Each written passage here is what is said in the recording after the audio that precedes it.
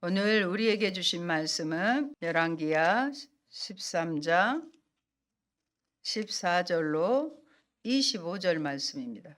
14절에서 19절까지 합독하도록 하겠습니다. 엘리사가 죽을 병이 들매 이스라엘의 왕 요아스가 그에게로 내려와 자기 얼굴에 눈물을 흘리며 이르되 내 아버지여 내 아버지여 이스라엘의 병거와 마병이여 하매 엘리사가 그에게 이르되 활과 화살들을 가져오소서 하는지라 활과 화살들을 그에게 가져오매 또 이스라엘 왕에게 이르되 왕의 손으로 활을 잡으소서 하매 그가 손으로 잡으니 엘리사가 자기 손을 왕의 손 위에 얹고 이르되 동쪽 창을 여소서 하여 곧 열매 엘리사가 이르되 쏘소서 하는지라 곧 쏘매 엘리사가 이르되 이는 여호와를 위한 구원의 화살 곧 아람에 대한 구원의 화살이니 왕이 아람 사람을 멸절하도록 아벡에서 치리이다 하니라. 또 이르시되 화살들을 집으소서 곧 집음에 엘리사가 또 이스라엘 왕에게 이르되 땅을 치소서 하는지라 이에 3번 치고 그친지라 하나님의 사람이 노하여 이르되 왕이 6번을 칠 것이니이다. 그리하였다면 왕이 아람을 진멸하기까지 쳤으리이다. 그런즉 이제는 왕이 아람을 3번만 치리이다 하니라. 아멘. 예수님은 나의 주와 그리스도이십니다. 오늘 우리에게 주신 말씀은 열왕기야 13장 14절로 25절의 말씀입니다. 엘리사의 죽음과 애언의 성취, 엘리사의 죽음과 애언의 성취라는 제목의 말씀을 드리도록 하겠습니다. 대학 친구가 보내온 카톡의 내용입니다. 한국인의 연령별 생존 확률에 대한 내용이었습니다. 70세까지 생존 확률은 86%, 75세까지 생존 확률은 54%, 80세까지는 30%, 85세까지는 15%, 90세까지 생존 확률은 5%. 그래서 90세가 되면 100명 중 95명은 저 세상에 가고 5명만 남는다는 계산이 나옵니다. 확률적으로 살 수 있는 나이는 75세에서 78세입니다. 오늘 말씀의 북이스라엘의 하나님의 선지자 엘리사는 여호람, 에후, 여호아하스, 요아스 4대에 걸쳐 약 60년 동안 활동을 했습니다. 이런 엘리사가 죽을 병에 걸려서 임종이 가까웠을 때 왕인 요아스가 병문안을 와서 슬퍼합니다. 엘리사는 요아스에게 활을 들어 동쪽 창을 열고 쏠 곳을 명하고 다시 땅을 치라고 할 때 왕이 3번에 그친 것을 책망하면서 3번밖에는 아람을 치지 못할 것이라고 예언합니다. 엘리사는 화살이 분명 구원의 활이라고 설명하였지만 요아스는 이해하지 못하고 3번밖에 치지 않았습니다. 엘리사의 노년입니다. 엘리사는 엘리야의 제자이면서 이 땅의 생을 마감하는 장면은 매우 대조적입니다. 엘리야는 죽음을 맛보지 않고 하늘로 올라갔고 엘리사는 인생 말년에 평범한 삶이 아닌 질병에 걸려 죽음을 맞이합니다. 그래서 엘리야는 하나님 말씀에 잘 순종했기에 죽음을 맛보지 않고 산 채로 천국으로 갔고 엘리사는 그렇지 못해 질병에 걸려 고생하다 죽었다고 말할 수는 없습니다. 중요한 것은 어떤 방법으로 가든지 우리가 이 땅을 떠나 죽음을 통해 천국으로 인도되는 소망이 우리에게는 있습니다. 엘리사를 방문한 문병한 요아스입니다. 요아스가 엘리사를 찾아가 문병하였을 때 엘리사는 마지막으로 요아스를 격려하며 그에게 활과 살을 잡고 동쪽을 향해, 그 동쪽은 아람의 군대를 의미합니다. 동쪽을 향해 쏘라고 합니다. 요아스가 그렇게 하니 엘리사는 요아스가 아람을 치게 될 것이라고 예언합니다. 다시 화살을 취해 이제 땅을 치라고 말합니다. 요아스가 땅을 3번 치고 그치자 엘리사가 노하여 6번을 쳤다면 아람을 진멸하도록 쳤을 것을 3번만 이길 것이라고 말합니다. 일반적으로 이스라엘 사람들은 숫자 3을 완전한 것으로 간주하였기 때문에 요아스 역시 3번이면 충분하다고 생각한 듯 합니다. 그러나 만일 요아스가 전쟁에서 승리하게 하시는 여호와의 능력을 절대적으로 확신하였다면 승리를 사모하는 마음에서라도 화살을 계속해서 쳤을 것입니다. 여러분은 어떻게 생각해요? 3번 치실랍니까? 계속 치실랍니까? 그가 엘리사를 통해 주시는 하나님의 명령에 형식적으로만 순종하였음을 상징적으로 드러내주고 있습니다. 사랑하는 여러분, 순종은 끝까지 해야 합니다. 요아스 왕은 순종은 했지만 마음과 힘을 다하지 않았습니다. 간절함이 없었습니다. 이게 저와 여러분의 문제입니다. 오늘 예배드리는 이것도 항상 제가 강조하는 것, 저에게 하는 말씀입니다. 정말 하나님 앞에 그 은혜에 대한 간절함이 있느냐는 것이죠. 이런 사람은 하나님이 크게 쓰시기 어렵습니다. 간절함이 없는 사람은. 형식적인 사람은 그렇습니다. 엘리사는 자신이 죽어가면서도 나라를 위하고 다른 사람의 구원에 관심을 가지고 요아스 왕의 불충성을 지적합니다. 이것이 하나님의 신실한 사역자의 특징입니다. 자신이 병들었다고 다른 사람의 질병이나 약함을 위해 기도할 수 없는 것이 아니라 끝까지 그들의 유익과 축복을 빌어야 합니다. 이스라엘의 선지자가 죽자 바로 대적이 쳐들어옵니다. 사랑하는 여러분, 엘리야와 엘리사는 이스라엘 백성에게 아버지와 같은 권위를 가진 존재였습니다. 엘리사가 죽을 병에 걸렸을 때 북이스라엘 왕 요아스가 저에게로 내려가서 보인 반응을 보면 알 수 있습니다. 그는 눈물을 흘렸어요. 왕이 눈물을 흘렸어요. 내 아버지여, 내 아버지여. 이스라엘의 병고와 마병이여 하고 외쳤다겠습니다.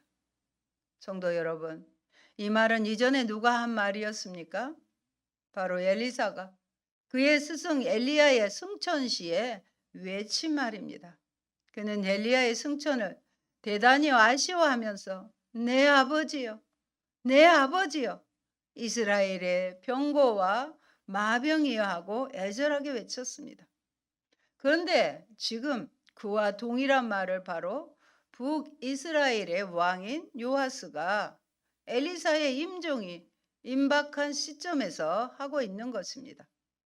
그렇다면 요아스 역시 엘리사가 엘리야를 섬기고 순종하듯 그렇게 엘리사를 섬기며 순종하였습니까?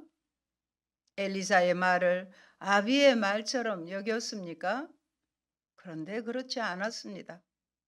이는 그가 여호와 보시기에 악을 행하여 이스라엘로 범죄케 한 여로보암의 죄, 가장 근본적인 여로보암의 죄에서 떠나지 않았다는 평가라도 우리는 잘 알 수 있습니다.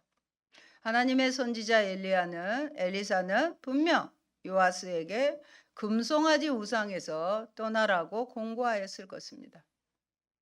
이처럼 예언자들은 이스라엘 백성에게 하나님의 병고와 기병의 역할을 했습니다. 예언자가 나타나는 곳에 하나님의 승리가 있었습니다.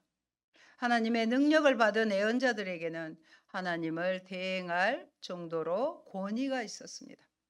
엘리사의 능력은 죽는 순간까지 영적 힘이 쇠하지 않아 마지막 순간에도 요아스에게 앞날을 예고해 주었습니다. 또 죽은 다음에도 이적을 일으킬 만큼 하나님과 그의 연결과 교통이 밀접했습니다. 그러므로 사랑하는 여러분, 이제 우리의 행동을 다시 한번 점검해 보시기 바랍니다. 진실로 거듭나고 변화받아서 신앙생활을 하고 있습니까? 아니면 다른 사람에게 그렇게 보이게끔 위선적인 삶을 살고 있지는 않습니까? 부디 여러분 모두 입술의 고백과 행동이 일치하는 진실한 성도들이 되시기를 바랍니다. 엘리사 사후에 일어난 일입니다. 엘리사가 죽은 후에 그 뼈에 엘리사의 뼈에 죽은 사람의 뼈가 닿자 살아나 버렸어요. 그럴 만큼 이스라엘을 향한 하나님과 엘리사의 사랑이 지극했습니다. 엘리사의 능력이 아니라 모세나 엘리야, 엘리사의 능력은 모두 하나님의 능력입니다. 그런데 이스라엘은 하나님의 능력보다 무덤 안에 있는 선지자의 뼈를 더 믿었습니다. 엘리사의 무덤의 뼈에 닿아서 사람들이 살아나기도 한 것은 죽은 선지자의 능력도 이 정도인데 살아계신 하나님의 능력이 못할 것이 없음을 말하는 것입니다. 그런데 여기서 우리가 주목하고자 하는 것은 죽은 자의 부활은 성경이 증거하는 명백한 진리라는 것입니다. 죽은 자의 부활이 없다면 과연 엘리사의 뼈에 닿은 시신이 다시 소생할 수 있었겠습니까? 그럴 수 없습니다. 죽은 자의 부활은 종말론적인 부활의 가능성을 분명하게 증거하여 줍니다. 왜냐하면 하나님이 현실에서 죽은 자를 살리셨다면 마지막 때에 죽은 자를 살리시는 것은 어려운 일이 아니기 때문입니다. 그러므로 죽은 자의 부활은 성경이 증거하는 명백한 진리입니다. 여호와로부터 일시적으로 버림받은 이스라엘 백성들도 다시 하나님의 능력을 믿고 언약의 말씀을 가까이 한다면 반드시 살아날 것을, 회복될 것이 분명합니다. 이것은 하나님이 앞으로 북이스라엘에 행하실 일을 암묵적으로 전달해 주고 있습니다. 중요한 것은 하나님께로 돌아가는 것입니다. 사랑하는 여러분, 역대 선지자 가운데 엘리사만큼 기적을 행한 사람은 없습니다. 사람은 죽고 난 후에 진정한 평가가 이루어지듯 그를 통해 이루신 기적들을 성경에 기록된 사항을 살펴보려고 합니다. 첫째, 선지자 생도의 미망인과 아들들에게 기름이 그릇마다 가득 차게 하여 충분히 생활할 수 있게 해준 일도 있었습니다. 이스라엘의 남북 동맹군이 모압과의 전쟁에서 질 수밖에 없었지만 이기도록 해주셨습니다. 자원하여 음식을 베푸는 수넴 여인에게 아이를 가지게 하였고 그 아이가 죽자 다시 살려준 기적이 있습니다.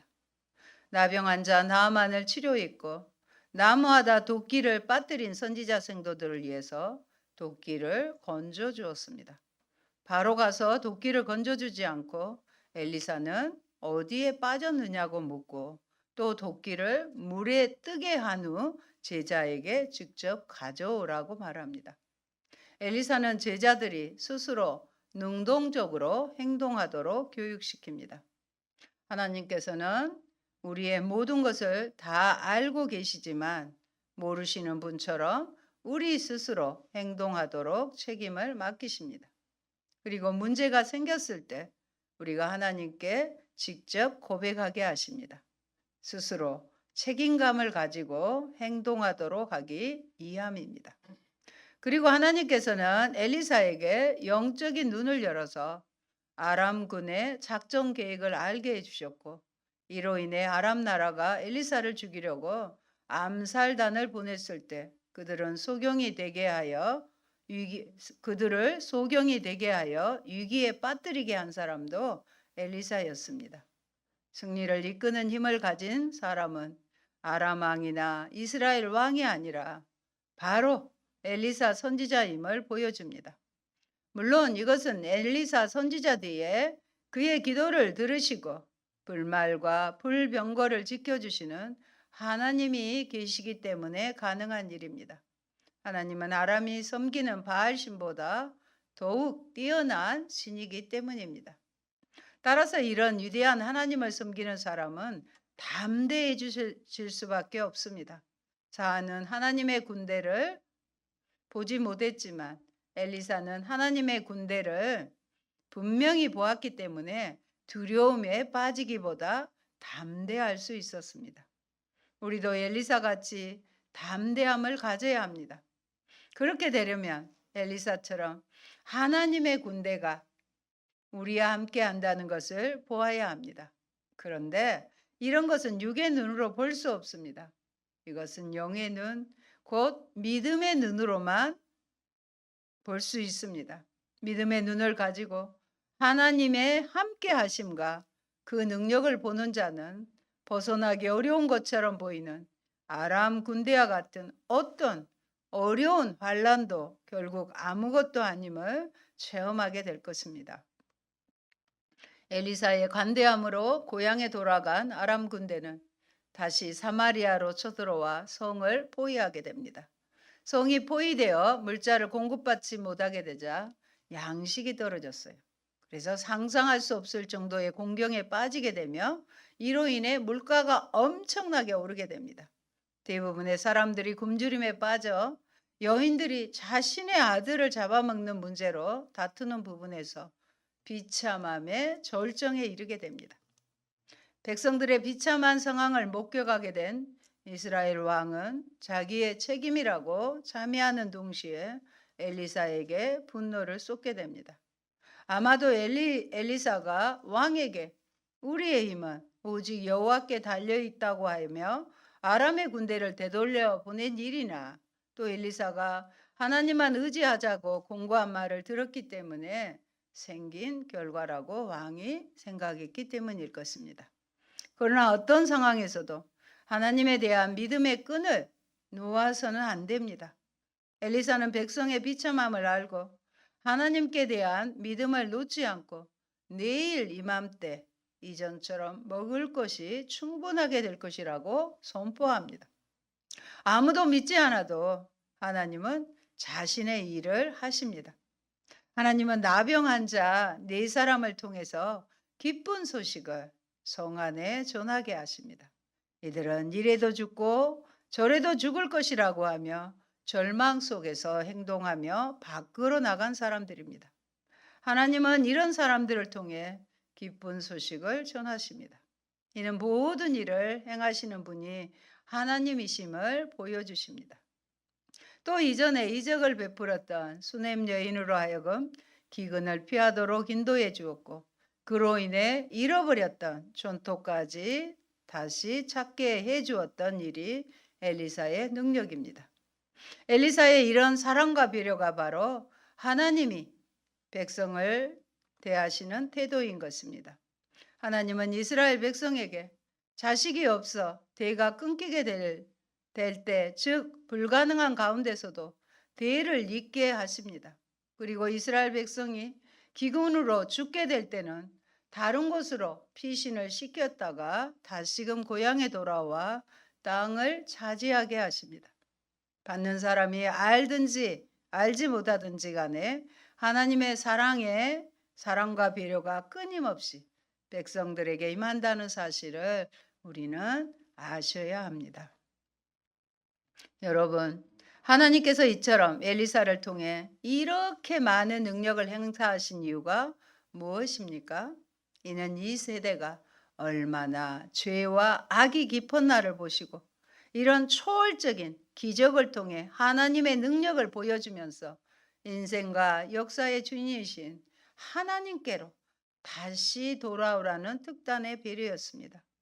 그렇다면 나의 지난 세월 속에 경험했던 기적과 능력은 무엇입니까?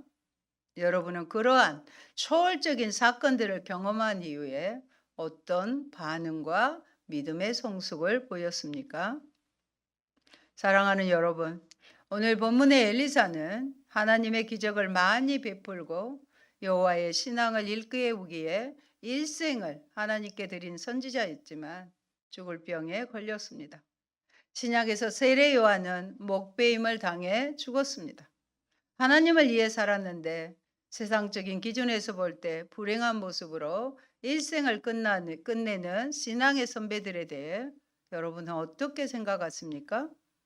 자신이 귀한 일 또는 좋은 일을 했으니까 하나님께서 좀 다르게 예우해 주실 것이라고 생각하십니까? 예수님께서는 누구든지 나로 말미암아 실족하지 아니하는 자는 복이 있도다 이렇게 말씀하십니다. 여러분의 삶 속에 일어나는 부당하고 억울하다고 생각되었던 하나님의 행하심이 있었습니까? 여호아스의 뒤를 이어 북이스라엘의 왕위에 오른 요아스가 통치할 때 이스라엘의 국력은 겨우 병거 10승에 마병이 20밖에 남아있지 않았습니다. 정말 초라하지 않아요? 그런데 하나님은 은혜를 베푸셔서 남유다를 제압하게도 하셨고 또 아람 사람을 징벌할 수 있게 하셨습니다. 그러나 그렇다고 해서 그가 여호아스와 달리 하나님을 신실하게 경배했던 것도 아닙니다. 그 역시 부친을 따라 여로보암의 악한 길로 행하였습니다. 그런데도 그가 비록 여로보암의 길에서는 돌이키지 않았지만 하나님의 선지자를 존경하는 태도를 보였기 때문으로 볼 수 있습니다. 요아스는 보이는 병력을 의지할 수 없어서 엘리사를 이스라엘의 마병이여 병거라고 부릅니다. 요아스는 이스라엘의 국력이 약함을 알고 하나님의 사람을 찾을 수 있었던 지혜를 가진 자였습니다. 실로 인생이 하나님의 축복을 받는 비결은 따로 없습니다. 하나님을 경외하는 것. 하나님을 경외하는 것이 바로 축복의 비결입니다. 여러분의 약함이 하나님을 의지하는 믿음의 기회가 되었는지요? 그러나 요아스는 구원의 화살을 쏘지만 땅을 3번밖에 치지 못합니다. 기양 믿을 바에는 철저하게 성경대로 믿을 때 온전한 축복이 임합니다. 그러므로 하나님을 진실로 경외하십시오. 성경대로 믿을 때 온전한 축복이 임합니다. 하나님의 말씀을 사랑하고 순종하십시오. 요즘 우리가 묵상하는 신명기의 말씀을 명심하시기 바랍니다. 그리할 때 정녕 놀라운 축복이 여러분과 여러분의 가정과 여러분의 하는 모든 일 가운데 넘치게 임할 것입니다. 사랑하는 여러분, 우리에게 주어진 전쟁의 승패는 하나님께 달렸고 또한 우리에게 달렸습니다. 왜냐하면 하나님과 우리는 언약을 맺었고 그 언약의 법칙을 따라서 하나님의 역사가 진행되기 때문입니다. 우리가 하나님과의 언약과 그 법에 충실하면 하나님은 약속을 따라 우리에게 외부 대적과의 전투에서 반드시 승리하도록 도우실 것입니다. 반면에 우리가 언약적 원리에 충실하지 못하면 외부의 전투에서 반드시 패배할 것입니다. 하나님은 이 언약의 원리에 충실하지 못한 우리를 향해서 전쟁을 벌이시기 때문입니다. 그러므로 전투의 승패는 우리의 외적인 자원에 의해서 좌우되는 것이 아니며 결과는 개개인 그리고 공동체적으로 얼마나 언약적인 하나님과의 바른 관계 안에서 삶을 사느냐에 달려 있습니다. 그런데 하나님 나라의 역사를 통해서 볼 때 이스라엘 내적 전투에서의 승리가 많이 나타나지 않으면 발견하며 좌절과 절망을 하게 됩니다. 그만큼 인생의 내면적 부패와 타락이 깊다고 할 수 있습니다. 그렇지만 우리의 모든 노력이 수포로 돌아간다고 하더라도 하나님은 결과가 아닌 그 과정, 즉 우리의 노력을 보시고 장차 말세가 되어 사람들이 믿음에서 떠나 배교하여 주님의 재림이 이루어질 때 우리를 칭찬하실 것입니다. 결국 완전한 언약 전쟁의 승리는 재림하신 주님께서 역사 속에서 꾸준히 그리고 열심히 이루려고 노력한 우리들을 통해 완성하실 것입니다. 열왕기 기자는 남왕국 유다가 풍파를 겪으면서도 안정을 되찾을 수 있었던 것은 다윗과의 약속을 끝까지 지키시는 하나님의 신실하심의 결과라는 점을 욕설합니다. 맞지요? 반면에 북왕국의 경우 하나님의 오래 참으심이 한계를 드러내고 있습니다. 두 선지자 엘리야, 엘리사의 사역을 통해 회개하고 돌아와 주를 찾을 기회를 주었건만 그 기회를 적절하게 사용하지 않는 백성들에게 책임을 물으실 시대가 오고 있다는 점을 암시하는 것입니다. 오늘날 우리에게도 마찬가지로 우리가 망하지 않는 것은 우리가 의롭기 때문이 아닙니다. 하나님의 언약 때문일 수 있습니다. 그런데 이것을 바로 깨닫지 못하고 자만하면 멸망의 길을 가게 될지 모릅니다. 사랑하는 성도 여러분, 성경은 하나님의 많은 약속을 담고 있습니다. 그래서 구약, 신약 전부 약속이죠. 종종 하나님께서는 우리 각 사람과 개인적인 약속을 맺기도 하십니다. 그 하나님께서 다윗과의 약속을 지키신 것처럼 다윗의 후손으로 오신 예수 그리스도와 우리와의 약속도 지키실 것이 확실하기 때문입니다. 내가 세상 끝날까지 너희와 함께 있을 것이다. 아멘. 좋으신 하나님 감사합니다. 우상 숭배로 타락해버린 북이스라엘에도 하나님은 포기하지 않으시고 엘리야와 엘리사 같은 귀한 선지자들을 보내주셔서 끊임없이 하나님께 돌아오라고 아버지 하나님 외치는 그런 것들을 봅니다. 하나님, 그 많은 엘리사를 통해서 보여주셨던 이적을 보고도 그들의 마음이 강팍하고 죄가 깊어서 그들은 하나님께 돌아오지 못하는 것을 봅니다. 주님, 우리도 엘리사처럼 주님 손에 붙잡혀 마지막 죽을 때까지 주님 나라를 위해 주의 말씀을 위하여 헌신할 수 있는 우리가 되게 하여 주시고 우리들을 통하여 많은 영혼들이 주께로 돌아오게 하시며 하나님의 변함없는 약속을 붙잡고 세상 끝날까지 내가 너희와 함께 하겠다는 그 약속을 믿고 늘 외적인 전쟁에서나 내적인 전쟁에서 승리함으로 영광 돌리는 저희가 되게 하옵소서. 예수님 이름으로 기도합니다. 아멘.